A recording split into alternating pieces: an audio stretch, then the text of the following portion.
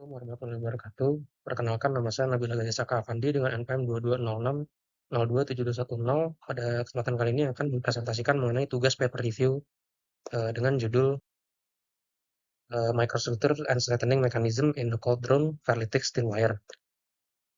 Ini adalah outline yang akan saya sampaikan. Baik, tujuan dari penelitian ini adalah untuk mengamati mekanisme penguatan yang terjadi pada cold drawn steel wire dengan mikrostruktur perlite, di mana ada fasa ferrit dan cemented di dalamnya, di mana fasa cemented ini itu berbentuk seperti lamelar dan memiliki peran dalam menahan dislokasi layaknya batas butir pada logam polikristalin. Terus penelitian ini juga menjelaskan mengenai beberapa mekanisme penguatan seperti boundary strengthening, dislocation strengthening, dan solid solution hardening. Selain itu, penelitian ini juga membahas mengenai pengaruh dari interlamellar spacing atau jarak antar lamelar dari cemented dan ferrit pada dasar struktur baja dalam menahan pergerakan dislokasi. Selanjutnya adalah sampel dan eksperimen, di mana terdapat 5 sampel utama dalam penelitian ini yang bervariasi berdasarkan besarnya renggangan yang dialami pada saat proses cold drawing, di mana kelima sampel tersebut sama-sama memiliki kandungan persentase karbonnya 0,8%. Dapat dilihat pada tabel, terdapat 5 variasi strain, ada 0, 0,68, 1,51, 2,67, dan kemudian 3,68.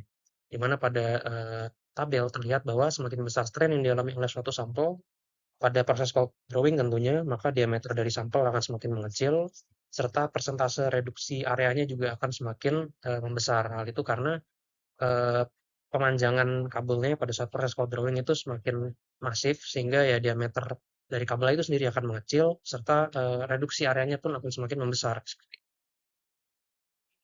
Next adalah berdasarkan pengukuran tingkat kekuatan sampelnya. Di penelitian ini itu menggunakan metode uji tarik gitu. Di mana pada grafik serta tabel di bawah terlihat bahwa eee, sampel dengan strain yang kecil itu cenderung untuk memiliki kekuatan yang dilihat dari UTS-nya atau Ultimate Tensile Strength yang semakin kecil juga. Tapi justru elongasinya justru semakin besar, di mana pada grafik hasil uji juga terlihat bahwa sampel yang memiliki strain makin besar akan memiliki kekuatan yang besar juga, tapi justru elongasinya akan semakin kecil. Seperti itu.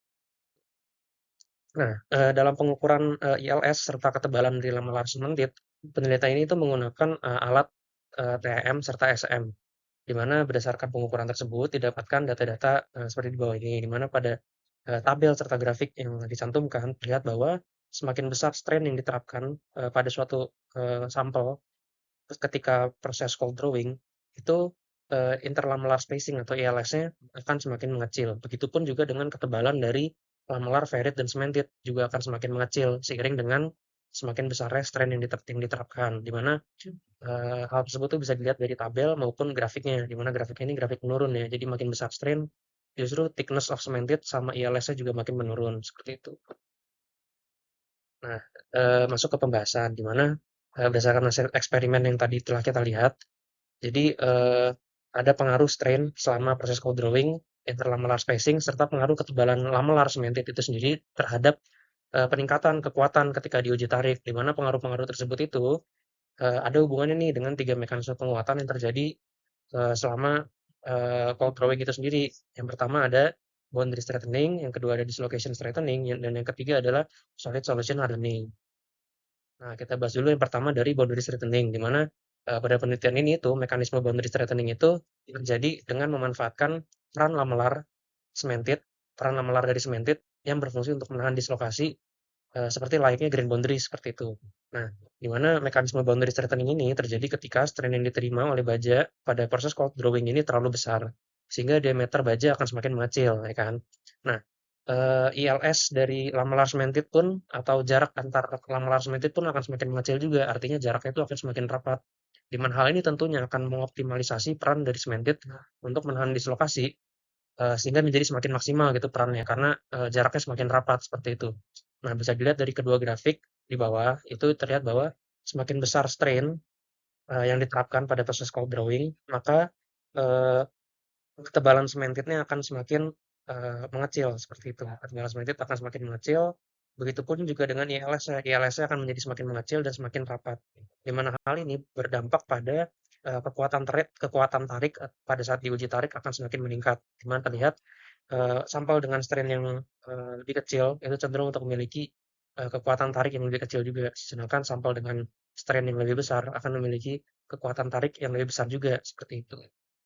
Nah, next adalah solid solution hardening, di mana solid solution hardening ini, mekanisme penghantaran yang terjadi dengan, adanya peningkatan kadar karbon pada fase ferritnya, di mana hal ini terjadi karena, strain pada saat cold drawing itu terlalu besar sehingga ILS dari lamellar cemented akan semakin mengecil serta ketebalan dari lamellar cemented itu pun akan semakin mengecil juga, di mana apabila strain yang diterapkan itu terlalu besar, bisa mengakibatkan adanya dekomposisi dari lamellar cemented itu sendiri sehingga karbon yang tadinya terkandung pada lamellar cemented itu akan, berpindah ke lamellar ferritnya, di mana terjadi peningkatan, kadar karbon pada lamellar ferrit. Hal ini tentunya bisa nyebabin penahanan dislokasi pada, lamellar ferrit karena kandungan karbon tersebut, di mana, dislokasinya jadi tertahan pada lamellar lamellar ferrit karena adanya, peningkatan kadar karbon, di mana peningkatan kadar karbon pada penelitian ini itu bisa mencapai 1,1% di lamellar ferrit dan, peningkatan kekuatannya akibat peningkatan karbon ini bisa mencapai 40 megapascal, seperti itu.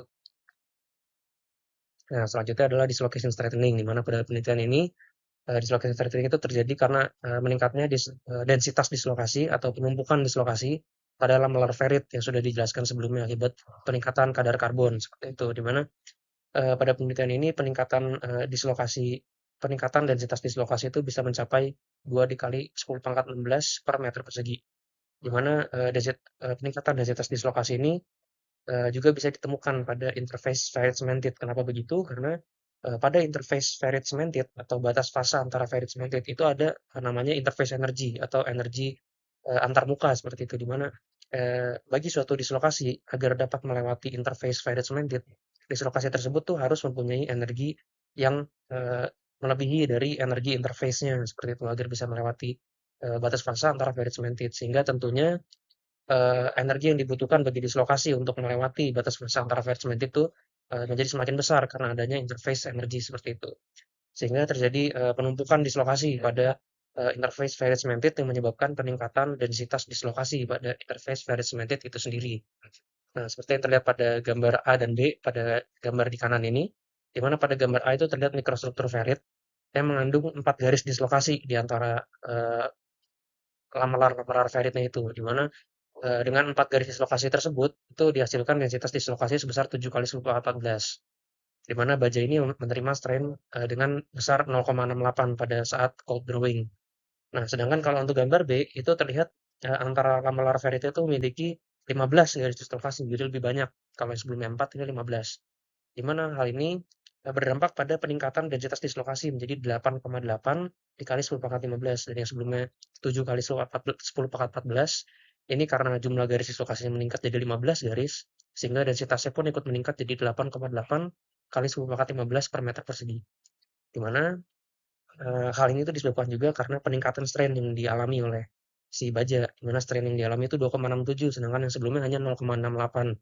Jadi sehingga dapat disimpulkan bahwa, semakin tinggi strain yang dialami oleh baja pada saat proses cold drawing, maka, penumpukan garis dislokasi itu akan semakin banyak, sehingga, densitas dari dislokasi pun akan semakin meningkat juga, seperti itu.